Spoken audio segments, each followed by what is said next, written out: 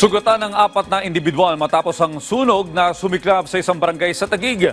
Aabot sa 50 pamilya na apektuhan. Nagpabalik si Isaiah Mirafuentes. Halos walang matira sa mga bahay sa barangay Tuktukan, Taguig.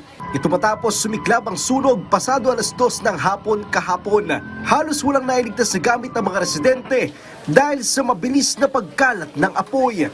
Si Felipe, nasa trabaho nang mangyari ang sunog at wala ng bahay na babalikan pa. Pagdating ko, wala na talaga. Usok na lang talaga at saka halos fire out na eh. Wala na yung nasilip ko, wala na talagang natira.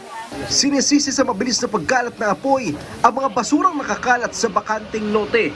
Dumagdag din sa paglaki ng apoy ang mainit na panahon. Reported na rin po yung init. No? Isa po yan na nagiging, kung bakit naging mabilis yung natin, yung apoy. Kasi po yung part po doon sa loob po is part po doon is halos na siya, basurahan. No? At sa kabilang side po is may mga bahay po. Nahirapan ang mga bomberong pasukin ng lugar dahil sa sikip ng mga eskinita. Itong nilalakaran ko ngayon, ito yung tanging daan ng mga residente para makalabas mula sa nasunog na residential area. Kung mapapansin nyo, halos iisang tao lang kakasya sa daan na ito. At ito ang pinakadahilan kay nahirapan ng BFP na maapula agad ang apoy. 4 ang sugatan sa nangyaring sunog na agad naman silang naitakbo sa ospital.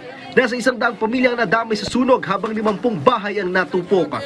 Tinatayang aabot sa 750,000 pesos ang danyos ng sunog na inaalam pa ang pinagmulan. Isaiah Mirafuentes para sa Pambansang TV sa Bagong Pilipinas.